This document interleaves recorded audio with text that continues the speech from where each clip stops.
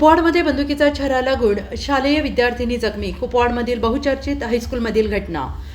कुपवाड शहरात मध्यवर्ती ठिकाणी असणाऱ्या एका बहुचर्चित शिक्षण संस्थेच्या हायस्कूलमध्ये शालेय क्रीडा महोत्सव अंतर्गत स्पर्धा सुरू असताना रायफल शूटिंगचा सराव करताना छातीला बंदुकीचा छर्रा लागल्याने इयत्ता 9वीतील विद्यार्थिनी जखमी झाली आहे. ही घटना शनिवारी दुपारी 2च्या सुमारास घडलेली असून जखमी विद्यार्थिनी मिरजेच्या खासगी रुग्णालयात उपचार सुरू आहेत आणि याबाबत कुपवाड MIDC पोलीस ठाण्यात उशिरापर्यंत नोंद नव्हती.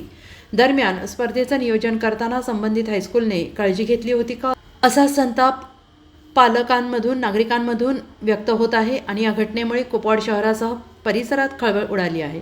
कुपवाडच्या मध्यवर्ती ठिकाणी संस्थेच्या वर्धापन दिनानिमित्त शालेय क्रीडा स्पर्धा 3 दिवस सुरू झाल्या आहेत.